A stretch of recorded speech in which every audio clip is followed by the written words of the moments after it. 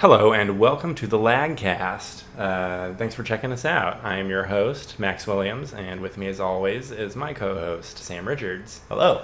How you doing this week, Sam? Oh, pretty good. It's been a good week. Weather's been nice. Entertainment's been going on. How have things been for you? Oh, yeah, the same. Just, getting the kinks out with fixing the podcast up. Hopefully our sound quality is a little better this week than last week. There was an unfortunate incident with the switching of our recording studio. There's a little extra background noise on the last one. Yeah. But, I'm feeling good going forward, and I think we got a great show today.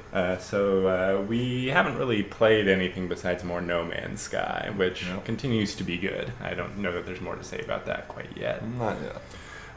But we had a couple of good episodes of TV this week, I'd say. Let's start with the 5th episode of the 7th season of The Venture Brothers. Wow, 7 seasons. Yeah. It's been going for a long time, considering it's 2 to 3 years in between each season. Yeah, finally got this much. Yeah. And let's see, what happened this episode? The reemergence of Dermot. Yes, Dermot showed up again. Yeah, so he's OSI now. He's OSI. Looks like Dr. Venture put in a good word with them and got him a job. Yeah. Nice to see. Nice way to roll him back into the mix. Right, just shoehorn him back in there. Yeah, when he took off his helmet and he talked, for a second I didn't remember. I was like, oh, I know I'm supposed to know who this is, but it's not coming in. Yeah, Dermot, this guy. Yeah, before he took off his helmet, I thought it was going to be 21 in disguise. It sounded like him weirdly. Yeah. Yeah, that was weird. I thought the same thing. But yeah, we'll see where they go with that, or if it's just going to be a one-off joke, I guess. Yeah, or just to have him in the background again. Right. Yeah. I mean, if we're just gonna have him hanging out with Shore Leave, and then whenever they show up. Yeah, that's not bad. Not bad. Yeah. Yeah. But the big thing this episode was the re-signing of the Treaty of Tolerance. The Treaty of Tolerance Summit. Yes. Summit. Yes. Yes, presided over previously by Jonas Venture, Sr. Yeah. And I guess Dr. Thaddeus Venture decided to do the same thing, honor his father's memory. Yeah, or maybe he's just the guy for the job. They just called him in and it's hey, it's that thing that you're for. Yeah, that's true. And so we got back onto the old compound that we hadn't seen yet this season. Yeah, that was interesting. That was a little weird. We'll see. I mean, were they moving back in, or that was just for that? I think it was just for that. Yeah, that's really what it seemed like. They're just doing it because that's where the last summit had been held. Yeah, even though it was burned down. Right. So that was cool. It gave a nice sort of vaguely apocalyptic backdrop for this meeting where they were fighting with pool rules. Yeah. Pool rules. They had a fight with flippers on their hands. Yeah, and inflatable donuts around their waists. Yeah. Yeah, because I guess at the previous summit everyone was drunk all the time. It was one of those swigging 60s bachelor party type situations. Right. That does explain it. Yeah, so that's good stuff. I thought this episode overall felt more like a classic episode rather than a modern storyline episode that we've been getting so many of lately. Yeah, it was kind of refreshing. Yeah, everything was vaguely connected, but it was kind of everybody doing their own thing with various levels of stakes to anything that was actually happening. I mean, the treaty was getting re-signed.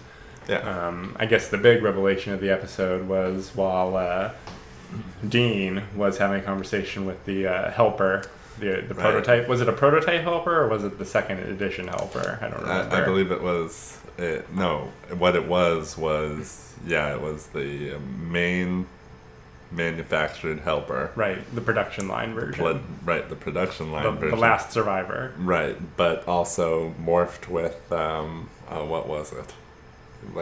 Had some human in him. Yeah, he did say he had a bunch of biological stuff going on, and it was really weird. It was voiced by Reese Darby from Flight of the Conchords, and so he was definitely a pretty hilarious character. But we got the revelation that, or the confirmation of the theory, I should say, that Dr. Venture is also a clone, likely thanks to negligence on the part of his own father, leading to his death. Probably many times. I mean, when you think about the it... Rusty Venture cartoon? Yeah, exactly. How many times did he die overall? A lot more, I bet, than Hank and Dean, because when you think about it, he seems a lot more concerned with Hank and Dean's safety than his dad ever was with him. This is true. Did Rusty Venture have a St. Brock Sampson? I don't remember. He had Helper. He just had Helper. Yeah, not as good. No. Yeah, Helper's not saving you from a lot of situations, as we've seen many times over. Yeah, or the Action Man would be around, and he'd put a stop to anything or cause trouble of his own. Right, the Action Team. I forgot about the Action Team. Yeah, so they were around. So they would get him out of scrapes, but yeah. Sometimes. Not every time. Action Man. We still don't know if he's okay. Oh, yeah, next time we see him, he's going to be like half paralyzed. Yeah, probably. Oh, man. And yeah, Monarch, did he even show up this episode? I don't remember if he was there or not. It was just Dr. Mrs. the Monarch.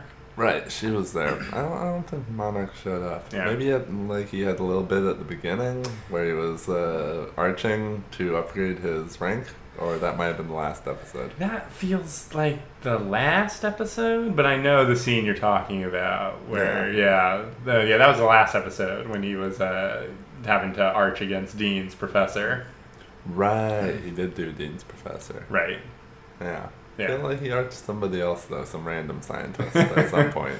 Just in a little, at the beginning of the episode bit. But that could definitely have been the beginning of the last episode, since that was kind of the theme. Right. Yeah, similar to the classic original takedown of, what's his name, Dr. Dugong. Yes. Well, this time he did it more by the books, didn't try to kill him. Right, he's got to stay within the guild regulations right now. We've got to work your way up back to Dr. Venture, prime level arching. And who's Dr. Venture's arch right now? Is it still a wide whale?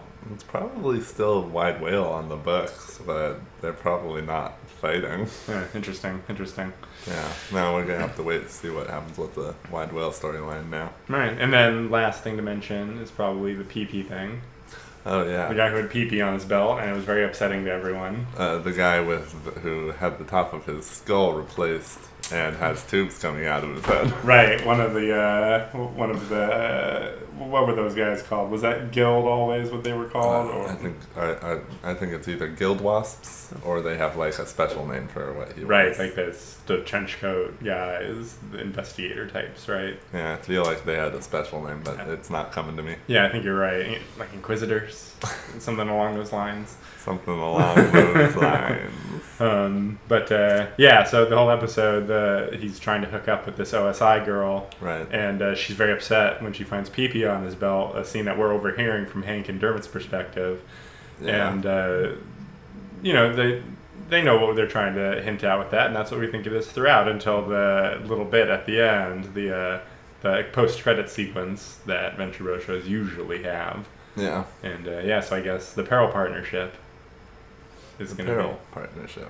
They're going to be showing up and doing stuff. Before we saw a pie chart in some previous episode. They were like 10% of the overall. Yeah, they're mostly, arches. And we know of them from Landshark, who's up in Canada, right? Because Brock banged his girlfriend or wife. Landshark. Yeah. All right, so I guess they're going to be our next storyline villain. Looks like, at least for the OSI side of the. Arching stuff, not necessarily like the Wide Whale Guild arching style stuff. Right, that's more close to home, but the far-reaching stuff, I guess there's going to be a lot of Canadian supervillains. Yeah. Yeah, I wonder how much mileage they'll try to get out of that, knowing those guys.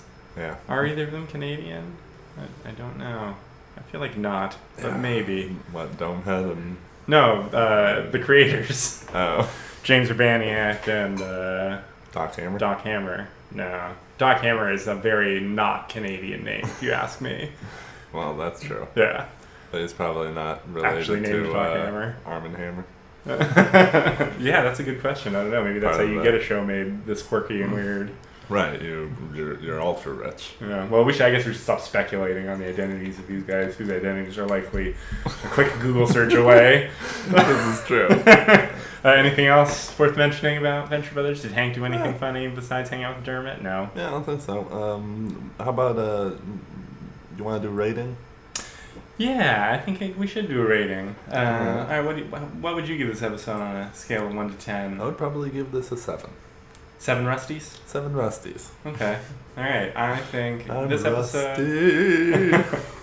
It's an average good episode. Yeah. I can't really think of an episode of Adventure Brothers that would ever get below a 5. Oh no! Well, and some episodes are 10s, and many episodes are 9s. So I feel like a 7 is basically your average episode of Venture Brothers, and I agree with you that this is. Yeah, that's where I'm going.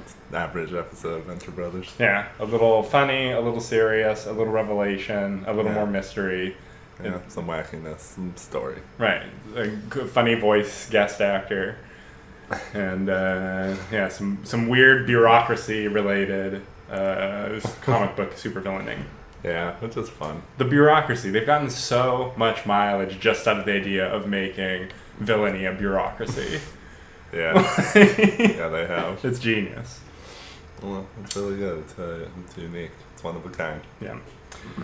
So moving on to the other big new episode, the premiere of the week, I guess you could say. Yeah. We finally got a new episode of It's Always Sunny in Philadelphia. All right.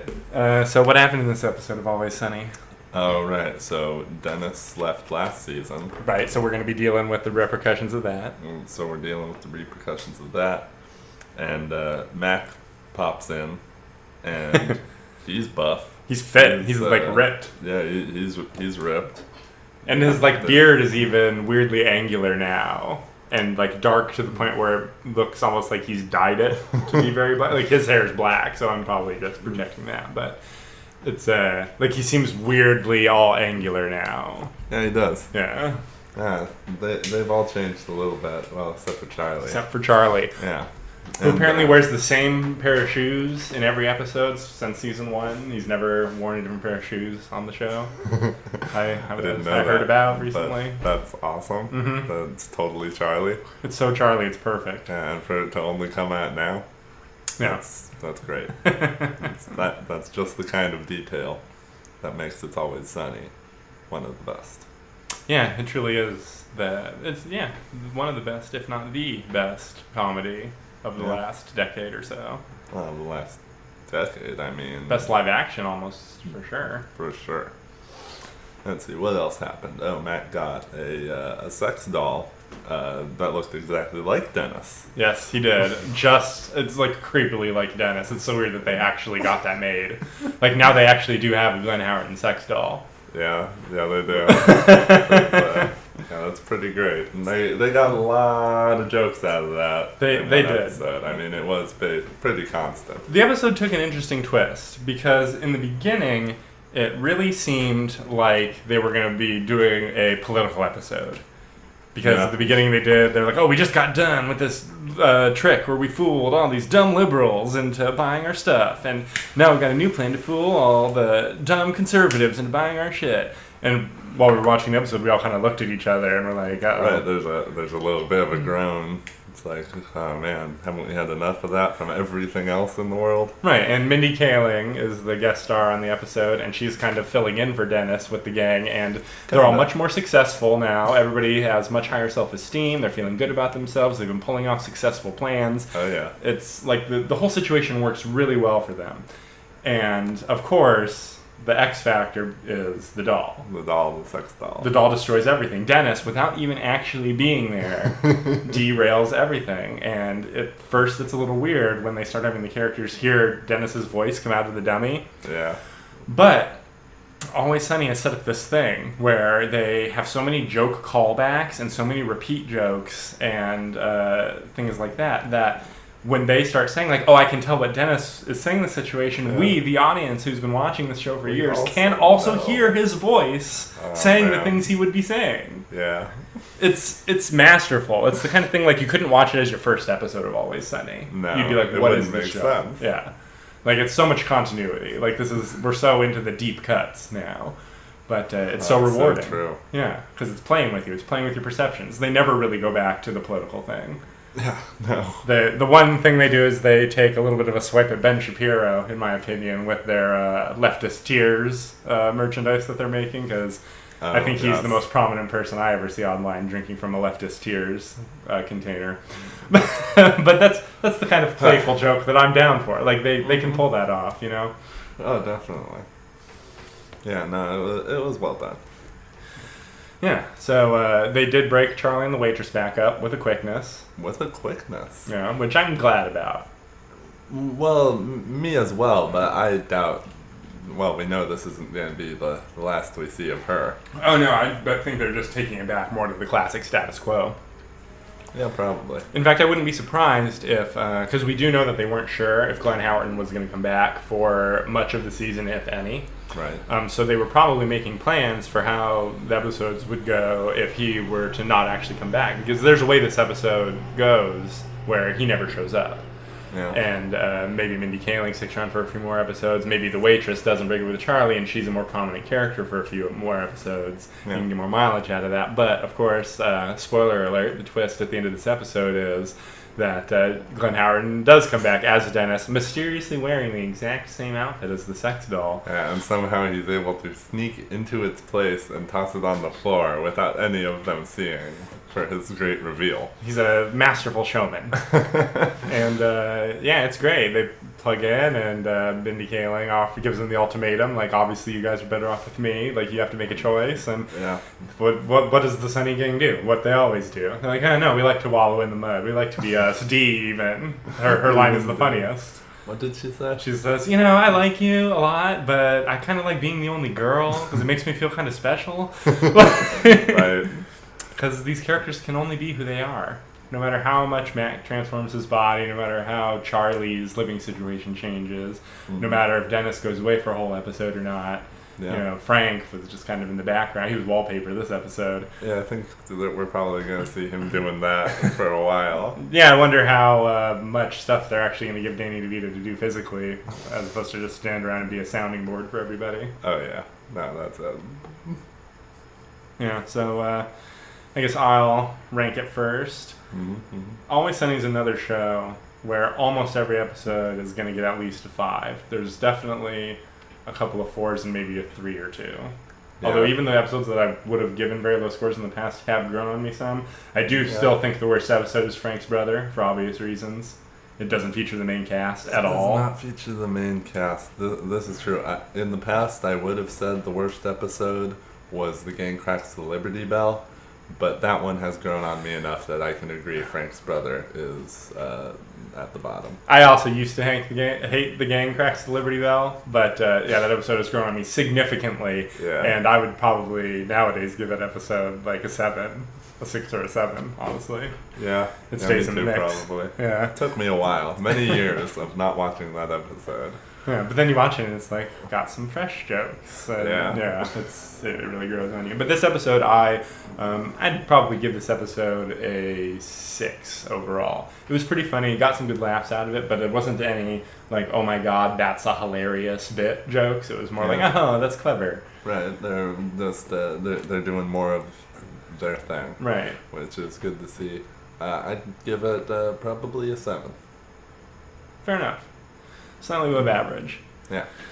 Alright, so that's it for television. That's all we really watched this week. I did watch Infinity War finally on at home on Blu-ray. It looked fantastic. It looks fantastic, yeah. Sounded great. Storyline is still like, whoa. Yeah, but I was thinking about it, and I haven't watched it again since I saw it in theaters, but thinking back, it's really the best parts are Thanos himself and Thor, because they both have like story arcs. Right. But everybody else is just kind of fighting. Right. They're all just there doing a thing to move a thing to a thing. Yeah. So really this was more like Thor 4 and the Avengers. Like like that third one, Captain America 3, was like an Avengers movie as well. I actually think it's more of a Guardians movie than a Thor movie. I think it's more of a Thor and the Guardians. Okay, that's plus fair. Avengers. There is quite a bit of the Guardians. Yeah, and the whole arc, the Thanos, the stones, the Guardians have always been the arc, the side most concerned with all the cosmic stuff. Right, and Thanos Gamora himself. Yeah, Gamora is like obviously one of the main keys to the plot, so she definitely gets an arc and story moments, and stuff happens to her. That's true. Yeah, so I can agree with that. And Thor, Guardians of the Galaxy, and Thanos. Yeah, that's definitely the main thrust, and then all the Earth stuff is all just kind of a random mix of everything else into a blender. Yeah, that's the thing. I could have done with less Vision and Scarlet Witch. I mean, I know that you can't get around it because Vision has one of the stones in his head. Right, and Scarlet Witch can destroy them. Right, so that's great, but I'm sad for the extra time that could have been spent with Cap and Bucky's group. Yeah. I would like to see a little more Cap and Bucky stuff. Well, definitely. Bucky only has like 6 lines. Yeah, very little Bucky. And he dissolves, so he's not going to get to be in the next one either. Right. Did he leave his arm behind? He must have, right? I don't think he did. But that's too bad, because if he did, then it would have been great for Rocket to like hang on to it, and then because he did say in that movie that I'm gonna get that arm. Yeah. Exactly. So I have no doubt that at some point in the next movie he'll have the arm. Like they can't not give him the arm right. Unless they hate James Gunn so much at this point that anything connected to a line of dialogue that he might have written is toxic to the brand. Well, I hope it doesn't reach that far, because Guardians of the Galaxy, those 2 movies, they have their flaws, but altogether they're really good, and it all comes together. It's a great cast. They did cancel the next one, or at least postpone, but they took it off the schedule. Yeah, see, there's that. Yeah, so that's unfortunate. We don't know what they're going to replace it with yet. They'll surely want to fill that slot. Well, hopefully they get somebody good. It's getting harder to find them out there. Time to fast track that Silver Surfer movie. Oh, that would be great. All right, so it's about break time. Should we do character ranks before or when we come back? Let's do it when we come back. All right. Well, we'll be right back. Be right back. And welcome back to the LAAGCast. Thanks for sticking with us. So next up, I guess we've got to add 3 more characters to our Star Trek list. All right, so once again, we've come up with a list of 3 characters in advance. These are going to be 3 miscellaneous Deep Space Nine characters. Deep Space Nine does have a lot of characters reoccurring, it being a stationary port. Yep. And at least one of these characters is fairly controversial among the fan base, but we'll get to that. Oh, cool. So first, I'd like to start with the Bajoran Dabo girl and wife of Rom, Lita. Lita. All right, so... Is she the 3rd best Bajoran in the show after Kira and Kai Wynn? Yes. She's better than Shakar and Bareil by far. Yeah, definitely. And the only other people I could see even ranking would be some of Kira's old Maquis buddies. They tend to be interesting, but not quite important enough to rank on this list. No. Yeah, that sounds about right. There's not that many episodes that feature Lita, and even when she's around, she's not usually doing anything useful. She's there during like the whole station resistance, when the Dominion is in charge of the station for the whole beginning of the 6th season. Right, the occupation. Right, the second occupation. And she's there in the meetings with them usually whenever they're making plans to do stuff. Right, but they don't give her any jobs. They don't give her anything to do. All she does is cry about how dangerous it's going to be for Rom. Yeah, that's true. Right. So other than that, I'm struggling to think of her being featured much, besides back when she was dating Bashir and they go to Ryza. Right, she did Bashir for a while. And then went to Ryza to break up. And went to Ryza. In that Worf episode. She liked Rom at that point. After that, she dated Dr. Zimmerman for that one episode. Right, she almost went away with him. She almost went away with Dr. Zimmerman. That's how her and Rom got together. Right. Yeah, mostly she's a character for the Ferengi to work with. Yeah, she's it's unfortunate that she's mostly a plot device or just a sympathy device rather than given anything important to do.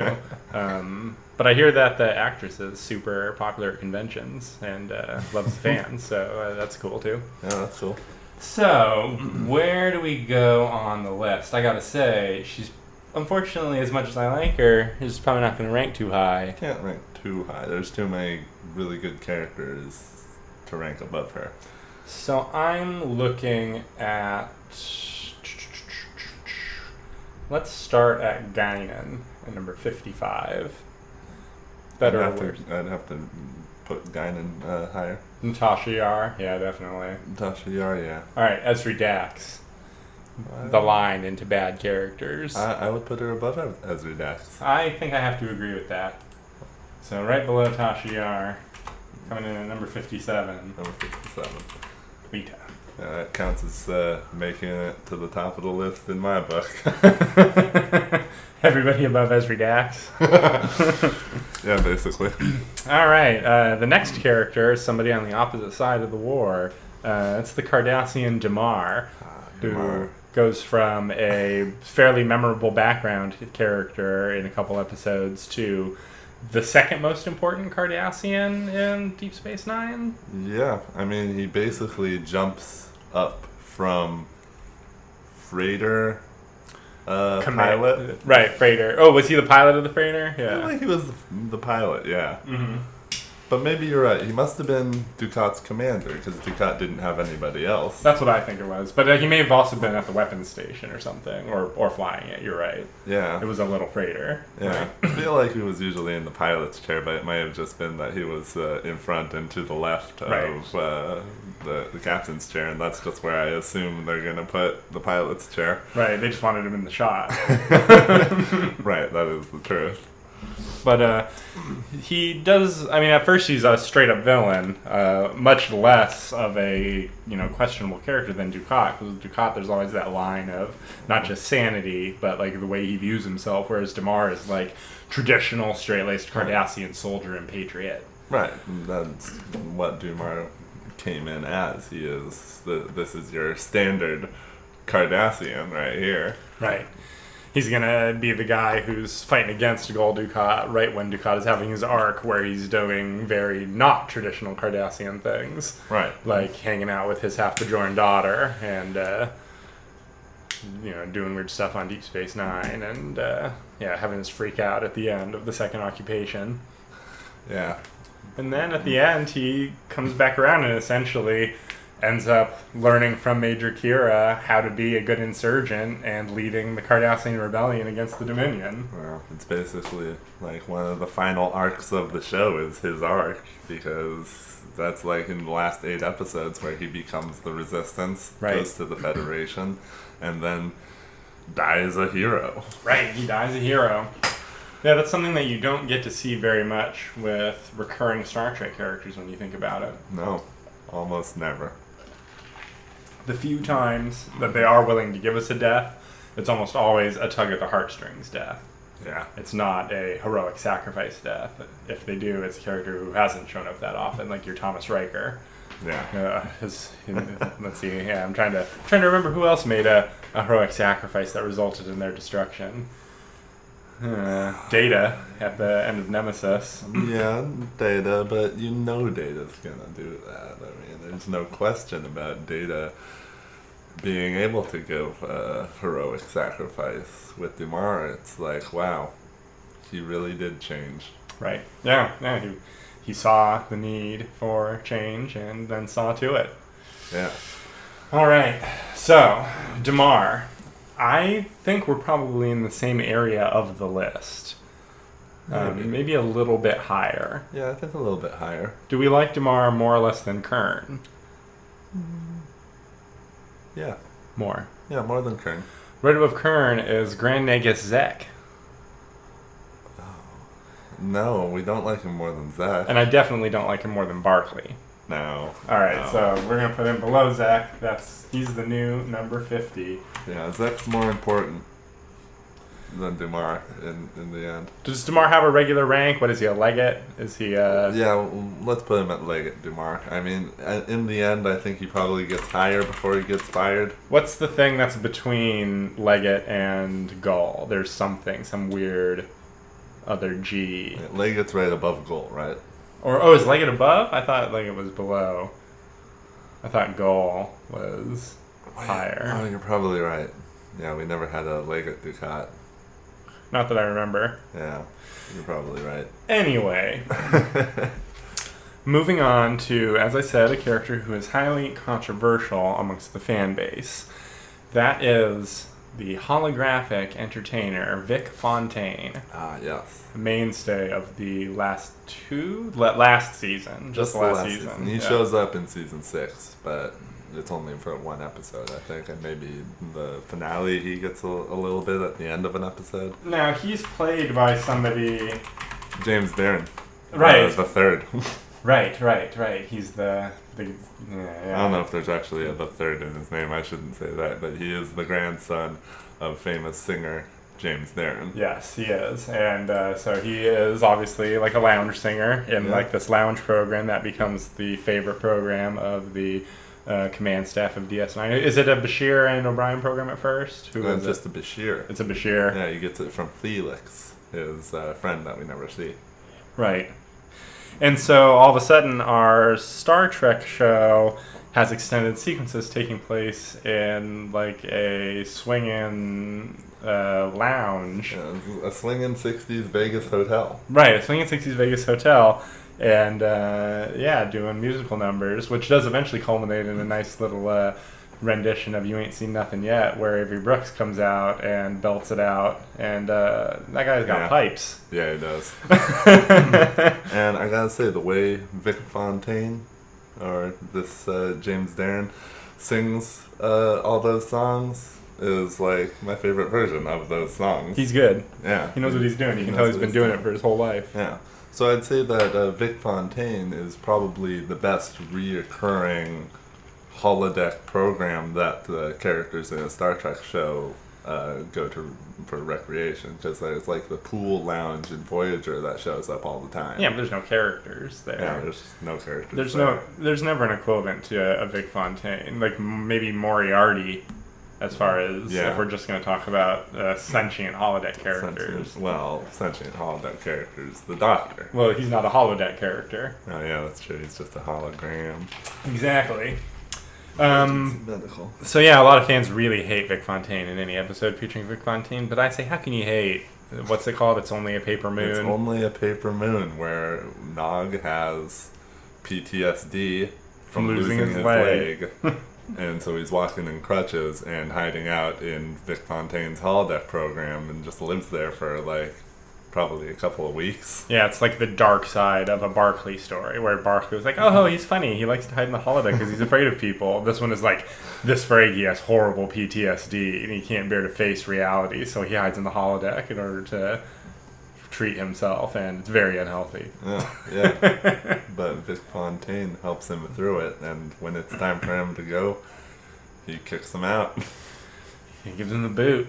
He gives him the boot. Yeah, so it's weird that I think we talked about it when we were ranking Nog last week, how it's strange that it's just it would a really be good episode. Such a good mix from holographic 60s lounge singer and the first Ferengi in Starfleet with PTSD. Yeah, exactly. Like, looking at it, if you'd never seen an episode of Star Trek and you just come in the middle of that episode. What is this shit? What is this? What is happening?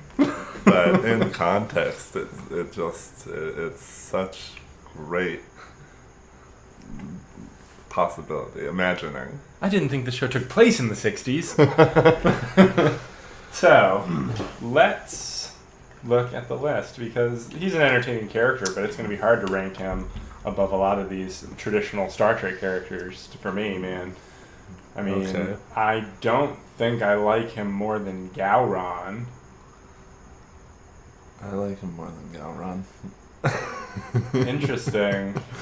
How much more than Gowron do you like him? You know, a good amount more. B'Elanna Torres? Oh. I like him more than I like B'Elanna Torres. Kern, son of Moog. I like him more than Kern. Damar? I don't like him more than Damar. I don't know if I can rank him that high. I really, personally, don't like him more than Gowron.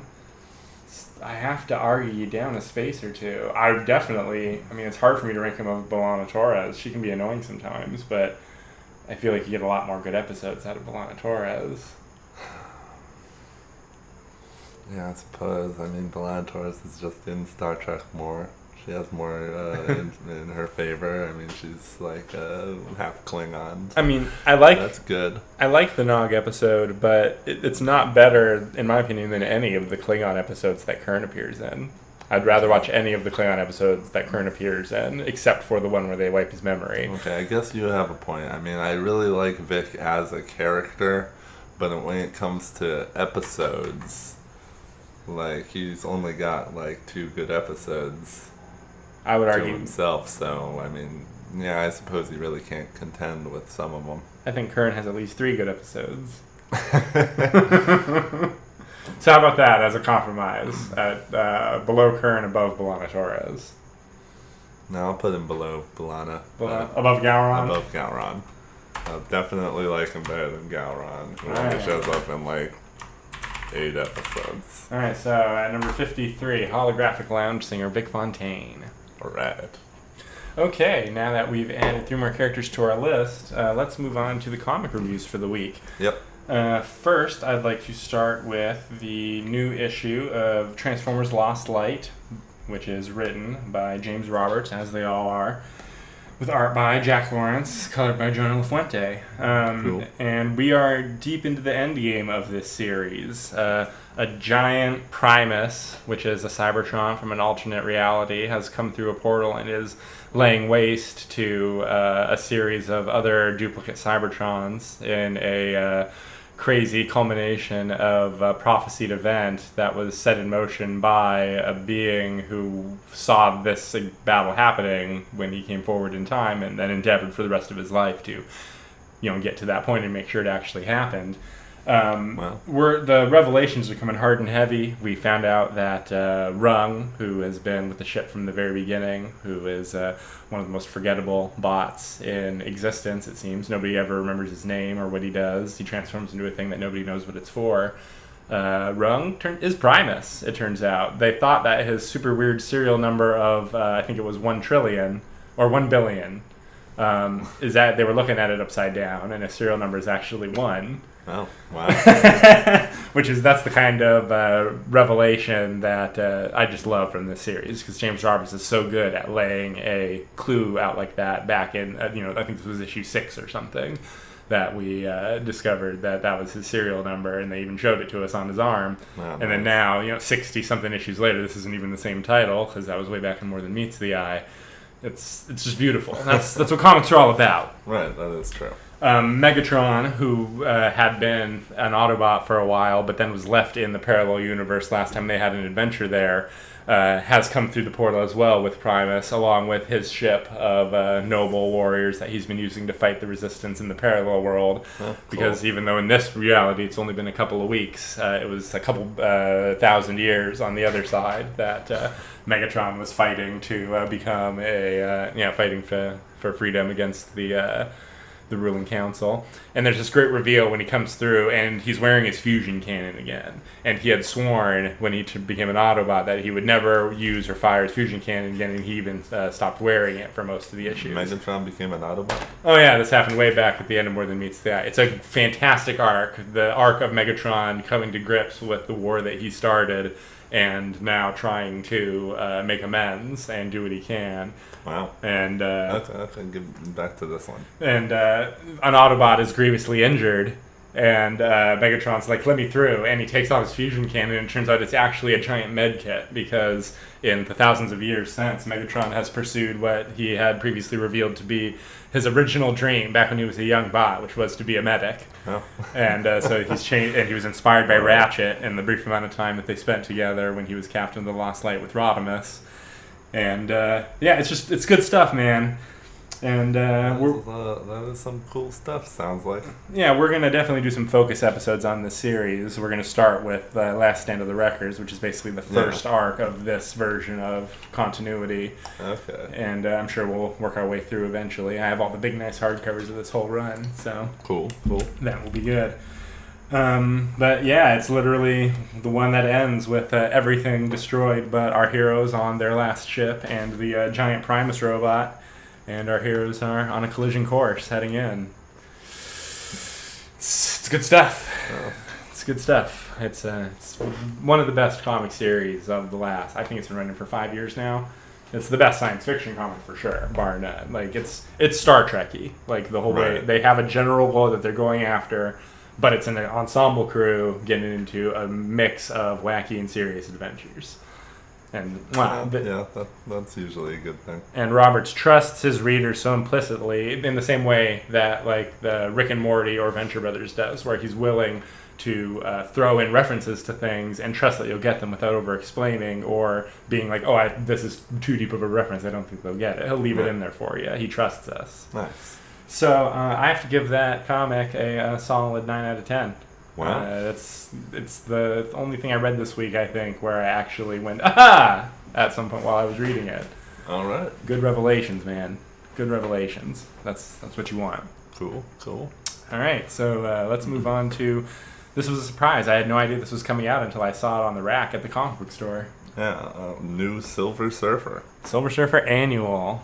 Or number one. Is it just number one? It's not an annual? Oh, sorry. It's just one annual. Yeah, but it does seem like it's setting up a definite sequel, but we'll get to the last page. Yeah, that's definitely. So this comic basically does explain the origins of Silver Surfer. This could definitely be your first issue of Silver Surfer. Definitely. It's designed that way.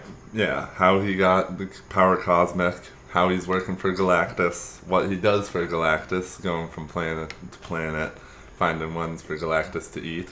Now, it's interesting because I feel like in previous depictions of the Surfer, they've never blatantly had Galactus threatening him and straight up being like, the second you don't find me another planet, I'm going to Zenla next. Like, they made it real blatant in this. Yeah, no, they definitely did. I should mention that this issue was written by Ethan Sachs, and the artist was Andre Lima Arrojo. Yeah, I'm not familiar with either of these guys, or Andre Girl. Yeah, I haven't heard of it. As far as the plot goes, Galactus, he orders Silver Surfer to find him a planet. He's hungry. He wants to feed. And he threatens Silver Surfer, so Silver Surfer has to find a planet for Galactus to eat. So he finds this planet with a bunch of these bug aliens going to war just over the entire planet, it seems like. And they're just stuck in the Stone Age, nothing more complicated than bows and arrows. It's just all killing. So he decides, this planet won't be missed. Right. And he calls in Galactus. Right after calling in Galactus, he gets shot by an energy blast, way too technical to be created by any of the creatures that live on the surface. On the surface. But he gets knocked out after a couple more energy blasts and taken underground. Yes. Where there's subterranean cities full of evolved versions of the things on the surface. And they sing a song to him. Right. Because they know their end is coming at the hands of Galactus. So they sing him the song of their people, which is a living song, I guess. Right. That is created day by day through every event that happens in their lives. Right, it's like that's how they keep the history of their people. That's via this ever-changing song. Yeah, and they sing it to him, and it basically drives him mad that they're going to be destroyed, and he's the only being that knows who they were and knows the song that they sang. Yeah, that is so beautiful in its complexity. Yeah, exactly. And Silver Surfer then goes and decides he's going to fight Galactus. Seen this before. Yeah, so Galactus, swats him like a fly. Swats him, no problem. And wipes his mind of any of the memories of that planet. so that he can go on doing what he's doing. Right.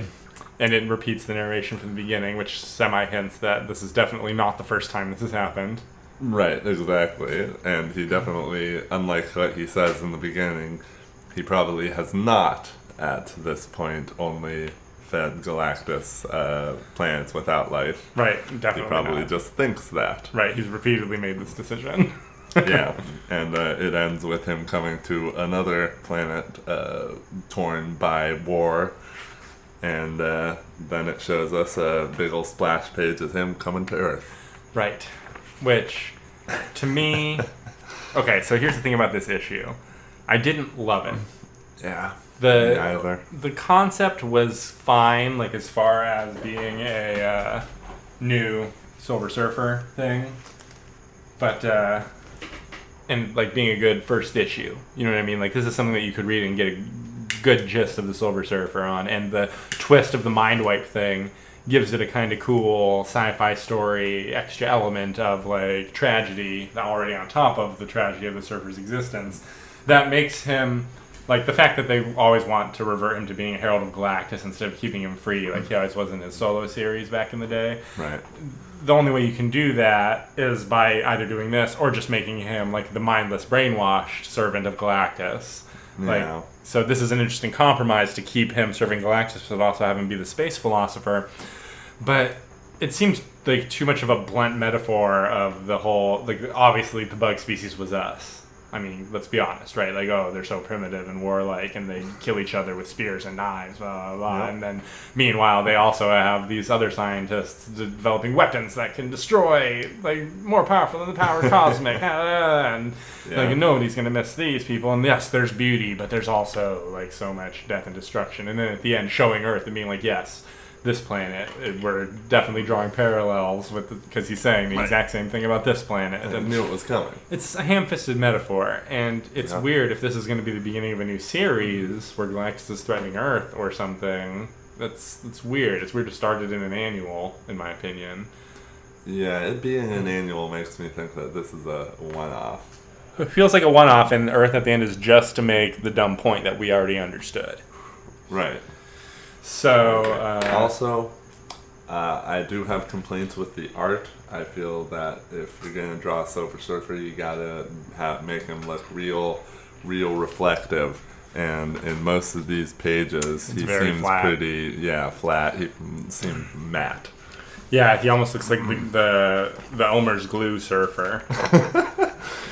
Exactly. Or Iceman. Or Iceman, Yeah. which should be more opaque. But you need him to be like he is on the cover. Lots of highlights and sharp contrasts with blacks. Right, and shine points. You need to be showing shine points And on shine the highlights because they would in the old Silver Surfer run with the Ron Lim run that we have all the old back issues of. They always drew him with those nice shine points. And it's like, yes, he's gonna glint. He's the Silver Surfer. Yeah, So, exactly. He's got to look just spectacular. yeah, he's got to pop out of the page, and it's unfortunate that modern Marvel coloring techniques tend to. Like, they weirdly want to be colorful, but also muted. Like, they'll go give you a lot of pinks and greens and blues and stuff, but it'll all be real light and underplayed and not neat. You know, it's not Where's old the Steranko. contrast? Yeah. Like, where's our poppin' Marvel color? Like, that's what we want. Yeah. So, Sharpness. that's all I had to say about this issue. Alright, so I'll rate this one first. I rate this a 4. Yeah, I'm gonna go a little lower even. I'm gonna have to go for a 3. Alright. Yeah, not a recommend, honestly. Unless you've never read The Silver Surfer and you want a good issue that kind of explains his deal. Right, it gets through that pretty quickly. Right, I mean, you could buy this for a kid and it's an okay one, but it's also like, oh, that's too bad. That's your first Silver Surfer comic. Right.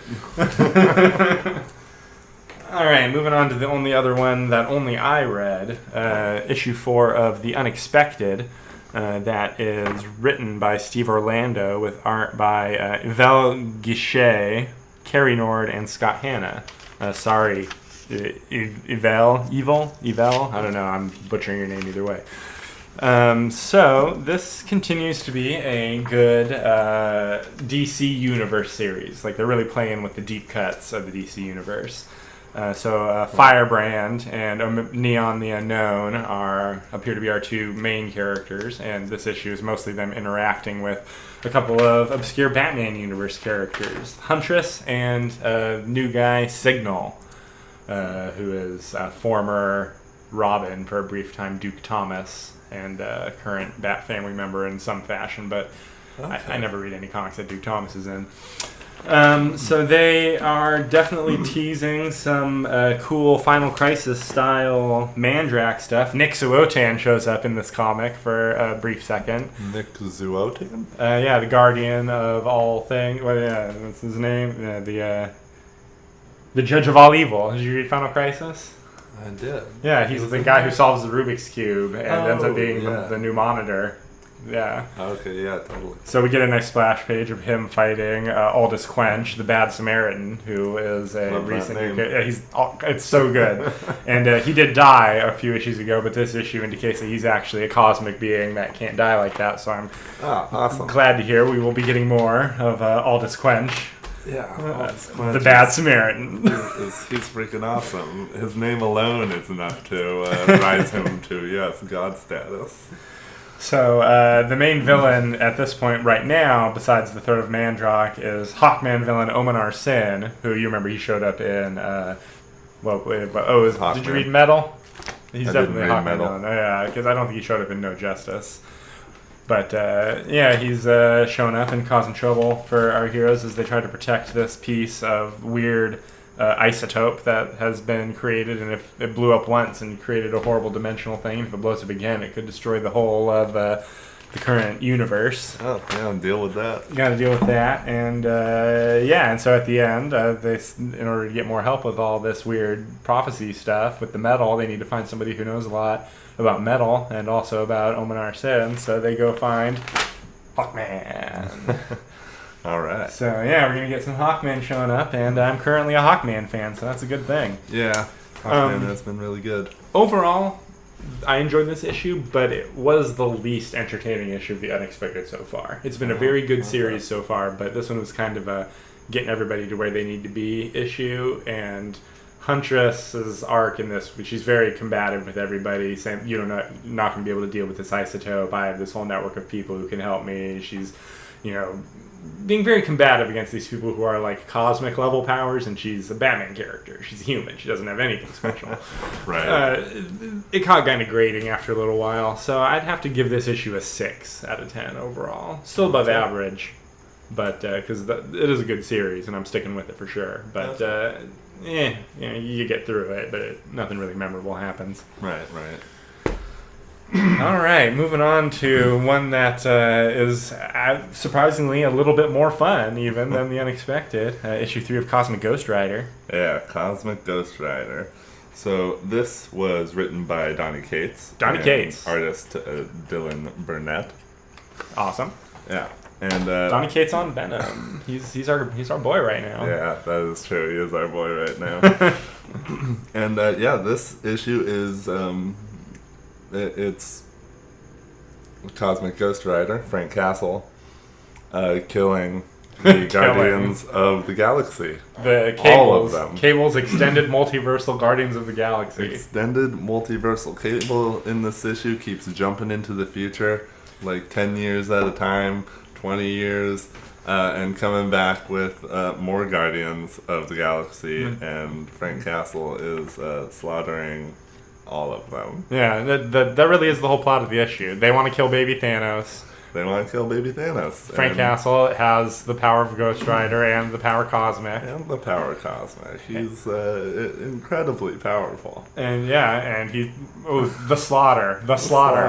It goes on through the entire issue.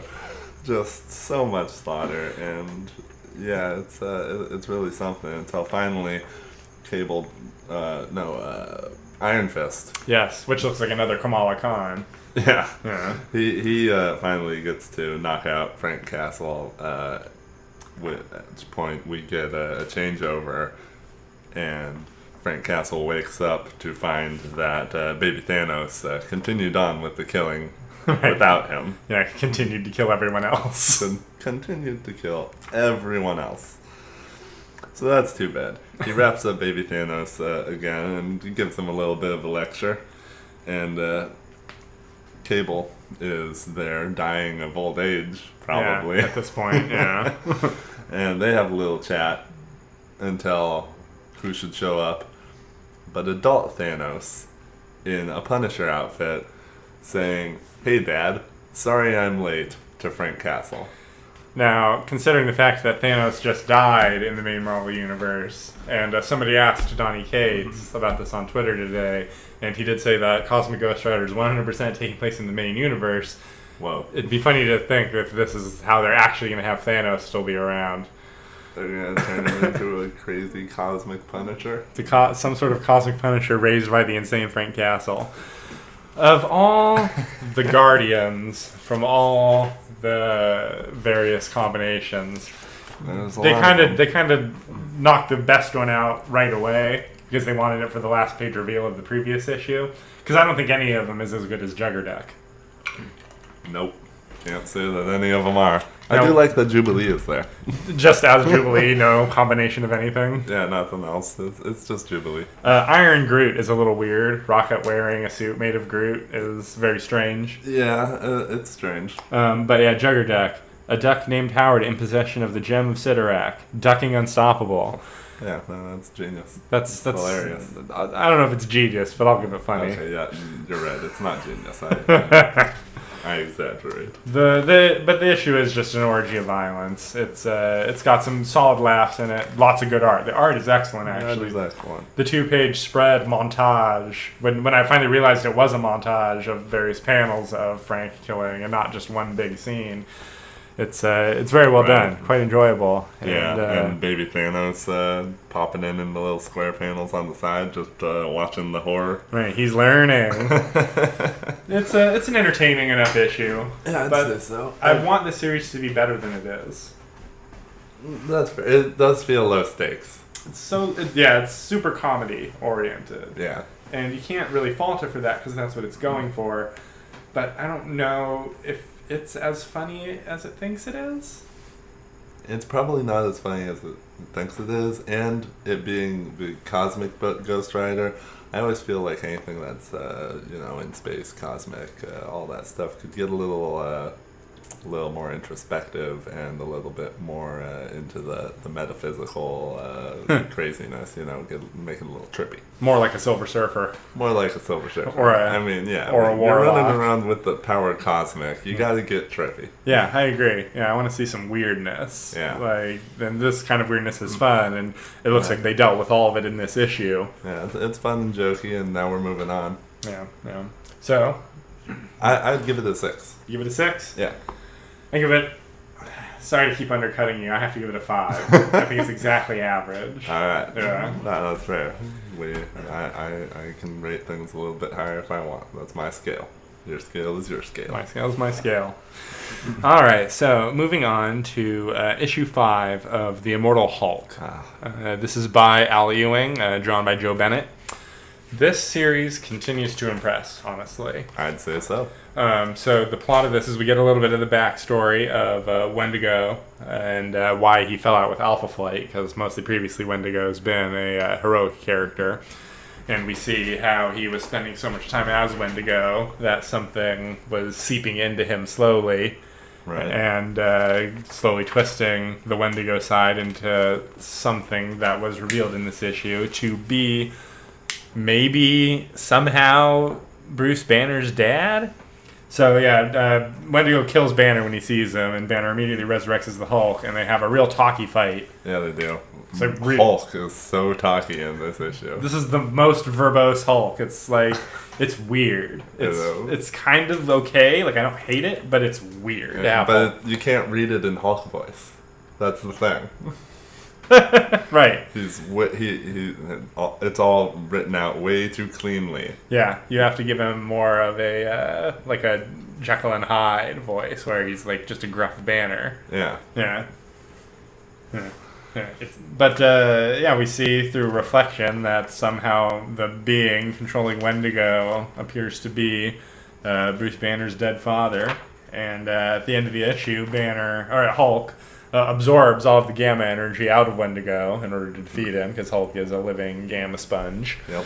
And somehow, while doing so, also manages to absorb the dad part, which he sees in the reflection. Yeah, I'm not sure what's going on with this Banner's dad thing.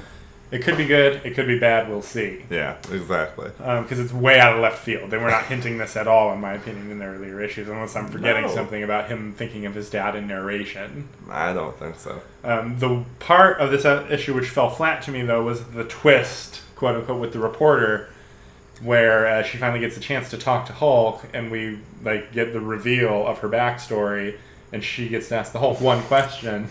And her question is, she cries with tissue down her face, how can I be what you are? Yeah, it's weird. So they're probably going to revisit this and, turn it into some weird, oh, no, how can I be strong like him, blah, blah, blah. But it was real weird. It felt real flat for me. Yeah.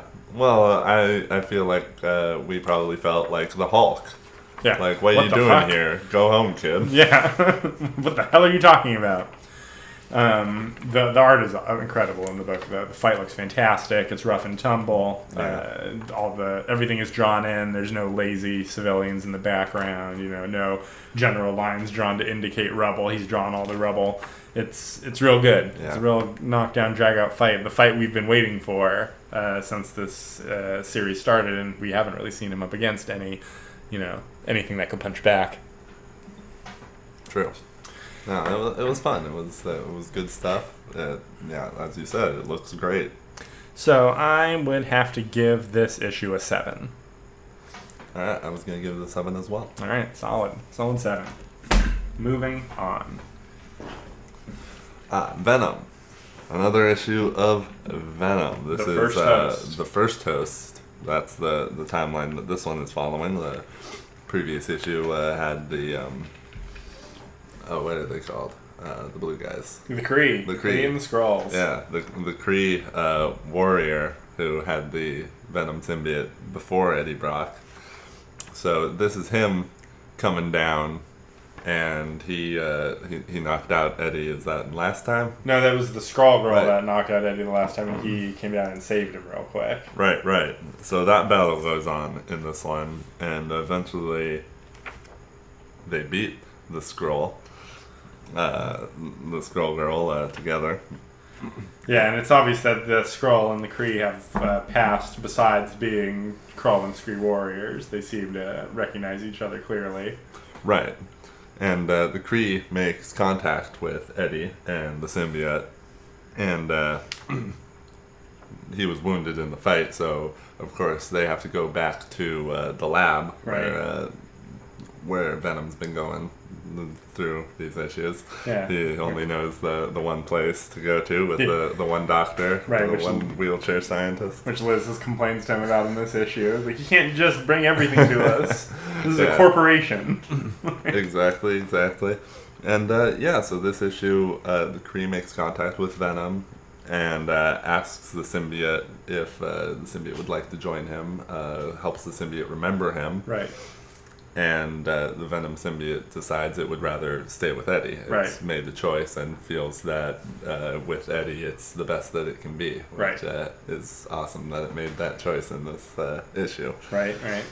So, because of this, the Kree immediately makes mention of the child. Right, and this is where I thought it was going exactly where I thought it was going at the end of the first issue. Right, where he was going to end up with that. Right. But it's too young and weak. Right. He goes for it anyway just so he can hold it hostage and force the Venom symbiote to go with him, leaving Eddie behind with the Venom spawn. Right, so I really don't know where they could go after this. I'm really looking forward to see where they go. We should mention that this is by Mike Costa and Mark Bagley. Right, they've been doing this whole run. Yep, classic Venom artist Mark Bagley and professional comic book writer Mike Costa. Yeah, they do a really good job. Not deny. It's a solid book, and the swerve at the end where he did end up with the Venom symbiote I thought was real solid. Right, the fact that you thought you know where it was going and it didn't actually go in that direction is what makes this issue so good. Yeah, I agree. That's a good solid twist.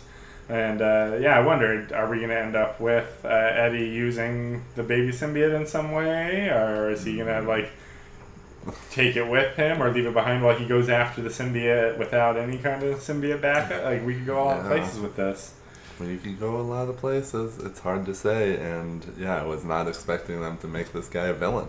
Yeah. At least, I don't know about villain, anti-hero at this point. I would almost say, he does take an action, but he's trying to, lead a revolution or something back on his home planet. True, so, but he's his battle's done. What's he doing? Well, yeah, he does say something specific about fighting for somebody. But, it's pretty generic at this point. I'm sure we'll find out next issue. Yeah, I'm looking forward to finding out more about that. So, what do you think ratings-wise? 7. Solid 7? Yeah. Yeah, I agree. Yeah, above average. Yeah. A lot of 7s this week. Yeah. All right, on to another Thanos-related comic written by Johnny Cates. This one is drawn by Brian Level. And this is an interesting one. This is a follow-up to the Thanos Wins arc that produced Cosmic Ghost Rider, previously in the Johnny Cates run.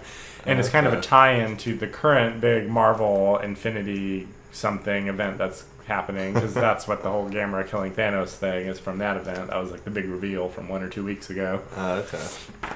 And so it turns out that this issue isn't really too much about Thanos once he gets killed. I mean, we see him go and punch Mephisto, who's living trapped in an apartment, which is hilarious, in Las Vegas.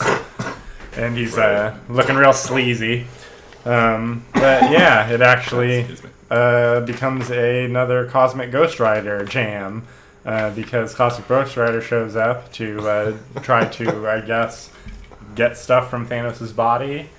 But then Thanos' brother, Star Fox, shows up. Right. And reveals that Thanos has got something even more dangerous than his booby-trapped body, which is the will wrapped around his heart. So we're going to see, I guess, next issue what Thanos would leave in his will. Yeah, this was really all set up. But we'll see. I'm weirdly always down to read a comic with Star Fox in it. He's a terrible character. His other name is Eros of Titan, because he makes Titan. Girls be into him by pheromones. That's his main power, besides being a powerful Titan. He's a creep. Yeah, he's a space Star Fox, space creep. Okay, yeah. It's an interesting issue, a lot of setup. I, for some reason, thought this was going to be a one-shot and not the start of a whole new series, so we're going to have to see where it goes. I guess it is going to be about Thanos' legacy, not about Thanos. Yeah, that's interesting. So I would rank this one a 6. It's fine. It's a little above average. It's a recommend to buy, but it's all right. Yeah, by itself, it's hard to give it more, so I'll go with that 6. Yeah, it does look good. The art is nice, but we'll see. Yeah, as a series probably, but it's the first issue setup. It's all kind of we've seen this before. The Mephisto thing's cool, but whatever. Yeah. I feel bad. I want to give it a 7. I think it was 6 seems too low for it, in my opinion. No, can't keep it in the right order. Oh, sorry. I was just noticing how all the back covers are the same. Yeah, you can tell which ones are Marvels and which are DCs by the ads on the back. Yeah. All right. Did you rank it? I'm going to continue with 6. You're going to continue with 6? Okay. Yeah, I'm going to continue with the 6. Okay. All right, moving on to...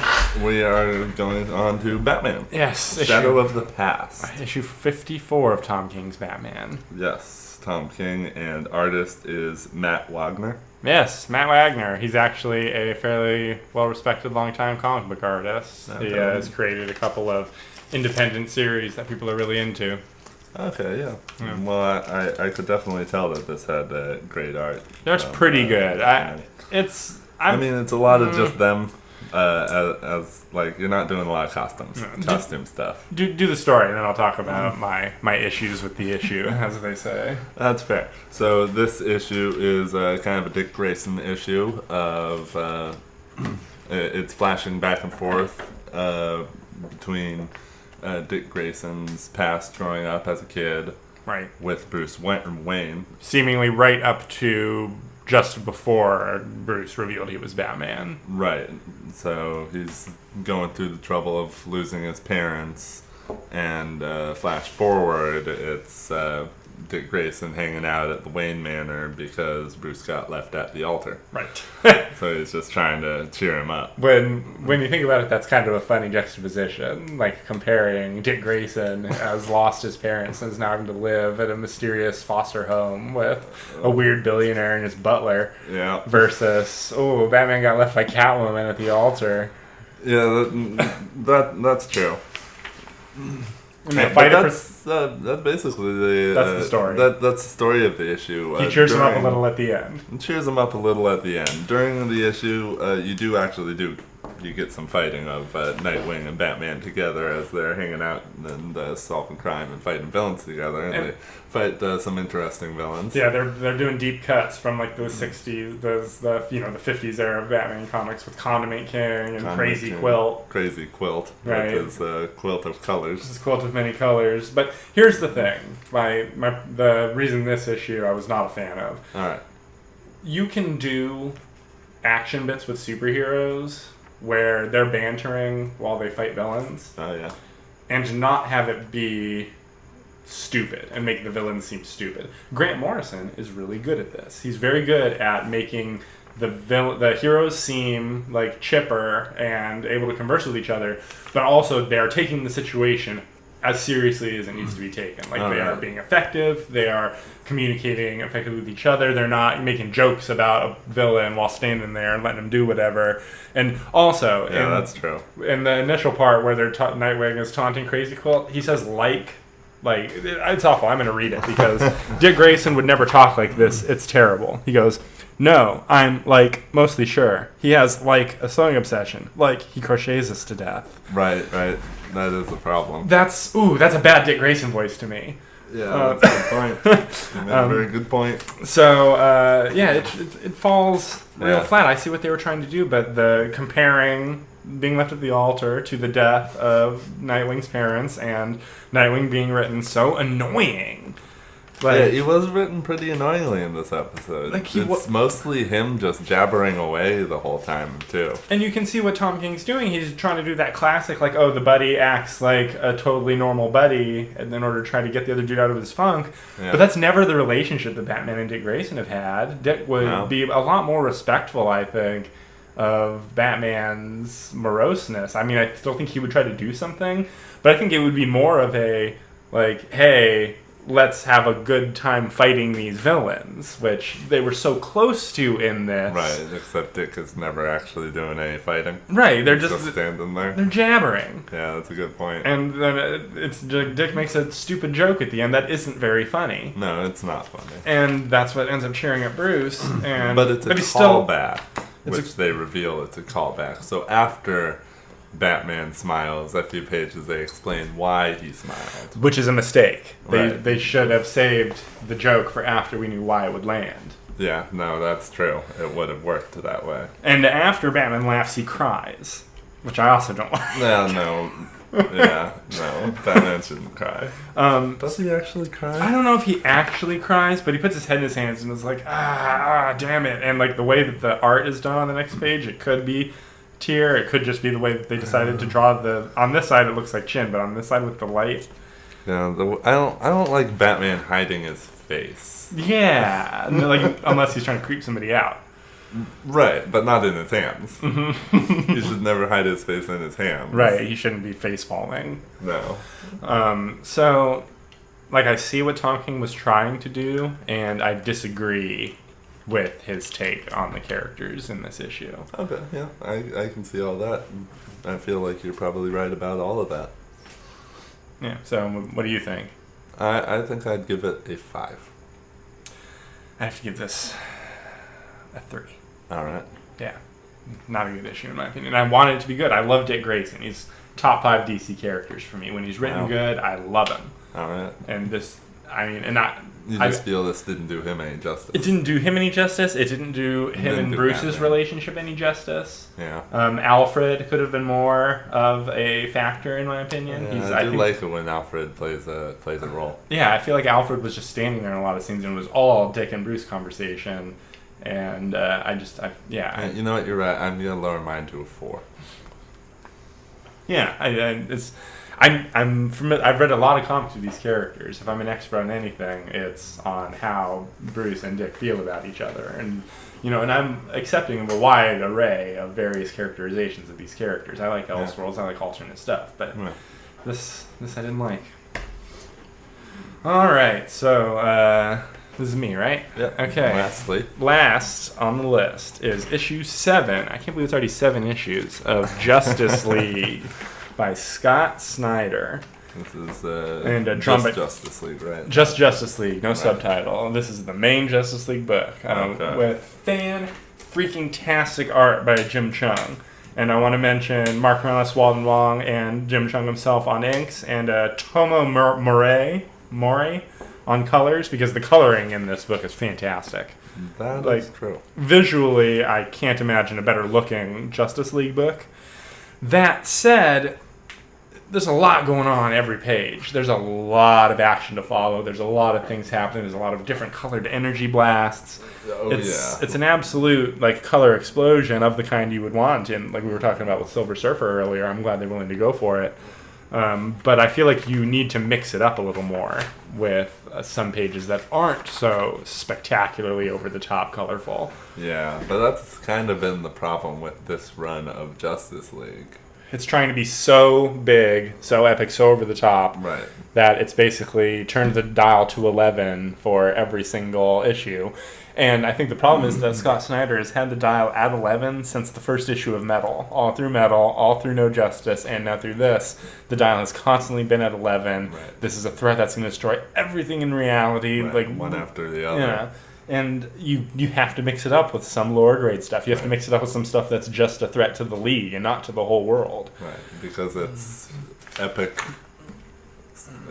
fatigue. Right, yeah, exactly, epic fatigue. So what happens in this issue? The Justice League's plan works. For some reason, John says in this issue that the White Lantern is powered by all of humanity, which to me is a mistake. I think the White Lantern is supposed to be powered by the goodness in all of every world, because it's a lantern spectrum energy. Yeah. So it's weird to me that the dialogue specifically states that the White Lantern draws power only. I mean, I understand that Earth is the only planet that's being affected here, but it should have been, even though it should have still been drawing power from all of the everything. I felt it was because of the connection that John was holding in his mind of everybody was the factor that made it so the White Lantern was here.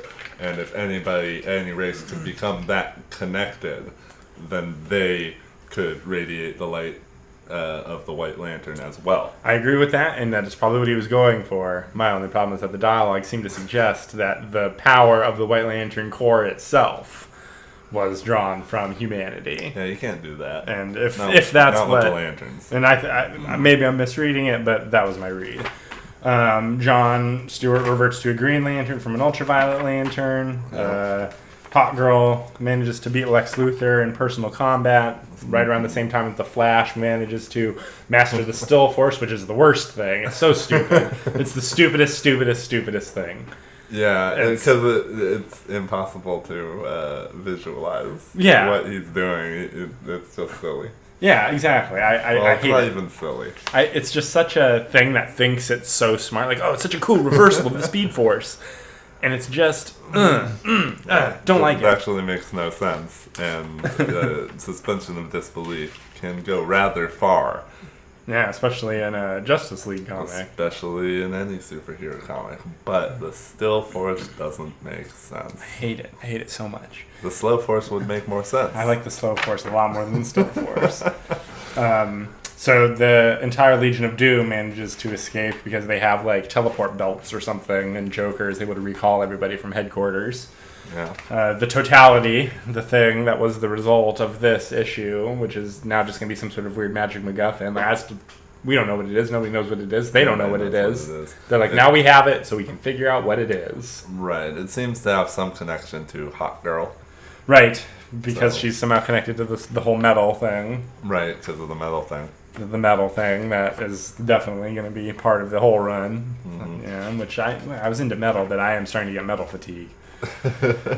And then the big reveal, or there's two big reveals, I should say. First, the Justice League meeting is interrupted by Starman, who is a character who I'm not familiar with, but a lot of people do enjoy Starman comics. Yeah, he's a weird-looking guy. Yeah, this outfit has definitely never been worn by any version of Starman that I've ever seen. Okay. But so we'll see. Starman's a dude with like a sci-fi magic staff. Cool. Yeah. So, but then the big reveal is that Lex Luthor, in his failure, has decided that the next place for him to turn is going to be the Batman Who Laughs. The Batman Who Laughs. So yeah, Snyder could only get 7 issues into the second series after Metal. Right. Before he had to bring back his, I guess, fan favorite character, Batman Who Laughs. But, oof, I'm afraid of this character getting oversaturated. Well, it could definitely happen. Like, it's way too soon to bring him back. Yeah, he's so creepy and so extreme. Yeah. That, having him around too much will only work to lessen him. He's gotta be that ace in the hole that you slip in there when things are at their worst, and it's like, oh shit, the Batman Who Laughs is here too. Right. He had something to do with all of this that's been going on forever, that's been so terrible. Of course we should have known. But if you're just throwing him in all the time, it's gonna weaken him. Yeah. You need to use him as a surprise Joker card. Yeah, your Joker in the hole. Yeah. So, based mostly on the art, I would give issue 7 of Justice League a 5. Straight average. Straight average? I don't hate the plot. I just wish that this wasn't the plot. I wish it wasn't so fatiguing. Oddly, I feel like the most interesting thing that happened this issue was the Hot Girl glowing wings, the quick healing power that seemed to be going on, because that's like something else that isn't so like the end of the world, right. And we all have to come together in order to stop this. This is like a little piece of something else. Right, here's something happening to a character that's giving this character some sort of arc, something weird is happening to them. Right, something more personal. Some sort of mystery. Yeah. So I'd give it a 6. Okay, fair. Yeah. Sorry that I keep going one above you. Fair enough. All right, so that was all of the new comics for the week. So thanks for checking out the show this week. If you want to check us out on Twitter, we are _LAAG. That's LAAG. And if you want to send us an email, please do. We are LAAGentertainment, LAAGE, at gmail.com. So thanks for stopping by this week, and we will see you in the next one. Yep, always appreciated.